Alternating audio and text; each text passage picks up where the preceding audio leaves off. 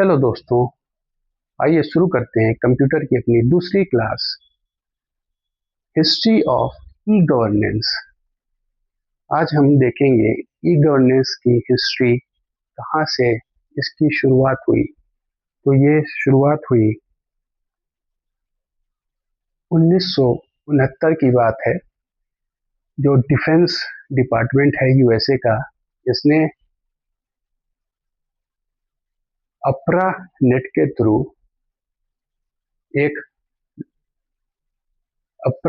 Through land को connect किया, local area network को, और अपरा नेट के थ्रू कंप्यूटर्स को अपने कनेक्ट करता है और पाता है कि first of all in 1969 the defence department of the USA connected it's computer through अपरा नेट। अपने कंप्यूटर को कनेक्ट करता है अपरा net.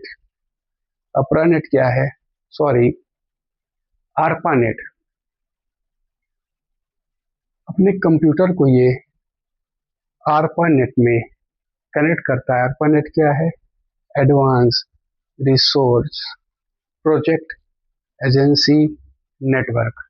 Advance resource project agency network using LAN। इसका यूज करते हुए लोकल एरिया नेटवर्क का यूज करते हुए कंप्यूटर को ये आरपा नेट के थ्रू कनेक्ट करता है। This is considered the beginning of e governance. ये ई गवर्नेंस की शुरुआत यहीं से मानी जाती है। Next point, in India the department of electronics was established in 1970s। 1970 के दशक में डिपार्टमेंट ऑफ इलेक्ट्रॉनिक्स डिपार्टमेंट जो है इस्टेब्लिश्ड हुआ था, और इट्स ऑब्जेक्टिव इज टू, इसका जो मेन उद्देश्य था, मेन पर्पस था, मेन एम था, वो था is to computerise all the district offices across the country में जितने भी डिस्ट्रिक्ट हैं, और डिस्ट्रिक्ट में यानी जिला में जितने ऑफिसेस हैं उनको कंप्यूटराइज करना, इसका मेन पर्पस था। नेक्स्ट पॉइंट, इन 1988 में द नॉन गवर्नमेंट ऑर्गेनाइजेशन, एक नॉन गवर्नमेंट ऑर्गेनाइजेशन जो कि है नेस्कॉम। नेस्कॉम क्या है? Non government organisation was established. इसकी स्थापना होती है। Which work for the electronic sector, जो कि इलेक्ट्रॉनिक सेक्टर के लिए काम करती है। नेस्कॉम एक नॉन गवर्नमेंट ऑर्गेनाइजेशन है। इन 1999 में the ministry of information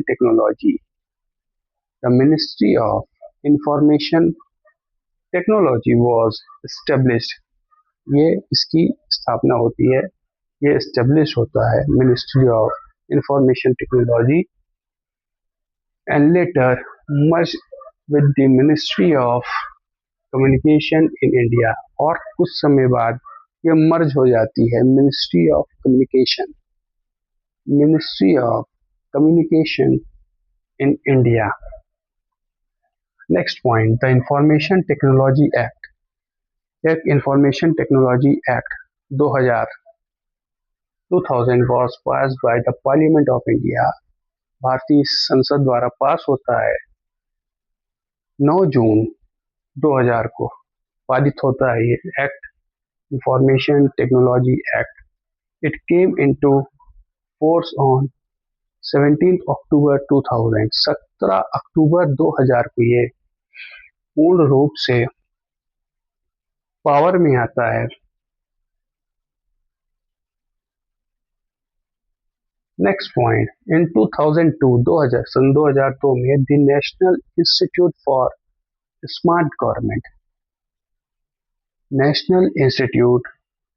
smart government was established in Hyderabad. तो सन 2002 में नेशनल इंस्टीट्यूट जो है बनता है, किसके लिए? स्मार्ट और स्मार्ट गवर्नमेंट, गवर्नमेंट को और कैसे स्मार्ट बनाया जा सके, इसके लिए एक राष्ट्रीय स्तर पर एक संस्था बनती है। और वो कहाँ बनती है? हैदराबाद में। क्यों बनती है? To promote smart governance. Smart governance या स्मार्ट जो शासन है उसको बढ़ावा देने के लिए इसका निर्माण होता है। That is e governance, electronic governance in India. Next point, in 2006 the national e governance plan NEP आता है सन 2006 में, national electronic governance plan was launched in India. India में 2006 में NEP लॉन्च होता है। Next point, the digital India programme. Digital India programme आता है 1 जुलाई 2015 को। भारत में डिजिटल इंडिया प्रोग्राम आता है 1 जुलाई 2015 को। नेक्स्ट, फ्रॉम 2016 से the ministry of electronics and information technology, जो भी इलेक्ट्रॉनिक्स और इंफॉर्मेशन टेक्नोलॉजी का जो मंत्रालय है वो अलग हो जाता है। इसके मंत्रालय से तो ministry of communication in India, तो जो मंत्रालय है इलेक्ट्रॉनिक और इंफॉर्मेशन टेक्नोलॉजी का वो अलग हो जाता है, ministry of communication in India separate हो जाता है 2016 में। अब देखते हैं objectives of e governance. E governance के ऑब्जेक्टिव क्या है, पर्पस क्या है, मेन गोल क्या है। ऑब्जेक्टिव है इनका फॉलोइंग ट्रांसपेरेंसी एंड अकाउंटेबिलिटी।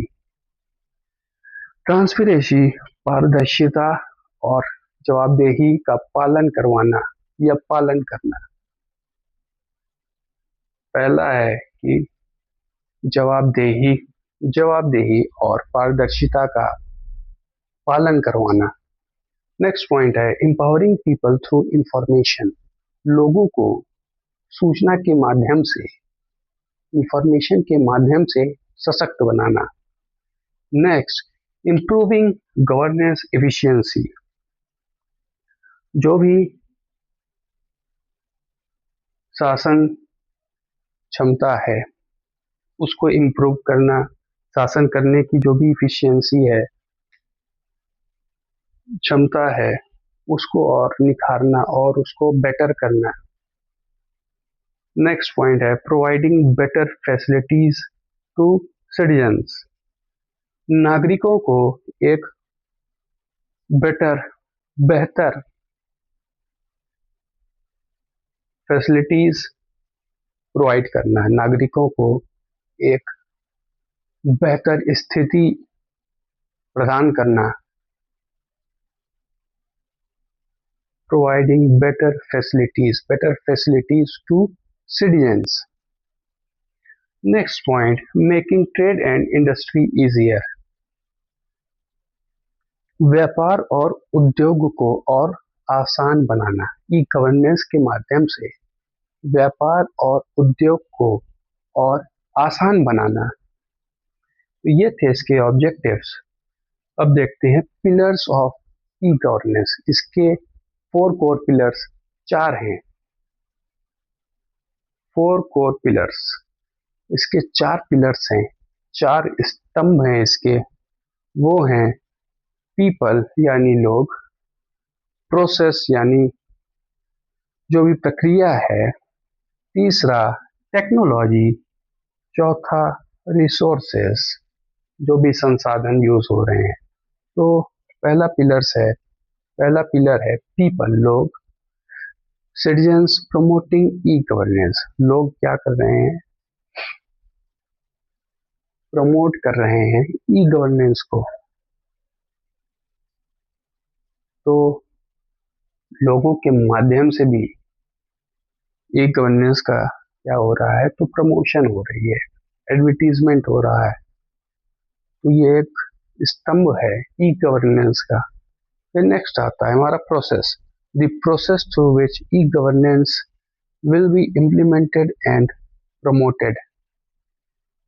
वह प्रक्रिया जिससे ई गवर्नेंस प्रमोट होगा और उसको लागू करवाया जाएगा लोगों से, उनसे, लोगों के द्वारा।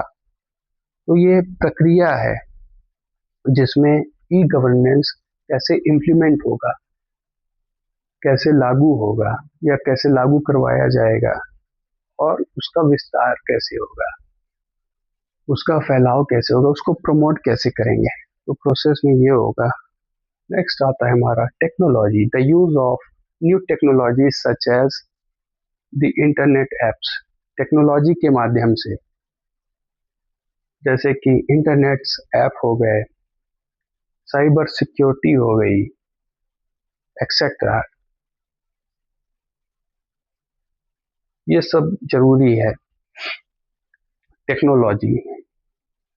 नेक्स्ट पिलर है हमारा रिसोर्सेस के माध्यम से। रिसोर्सेस संसाधनों के माध्यम से it is necessary to have information technology and human resource. मानव संसाधन, मानव संसाधन और इंफॉर्मेशन टेक्नोलॉजी के माध्यम से। तो ये थे हमारे पिलर्स ऑफ ई गवर्नेंस। तो आज के लिए इतना ही दोस्तों, मिलते हैं अपनी नेक्स्ट क्लास में। Thank you.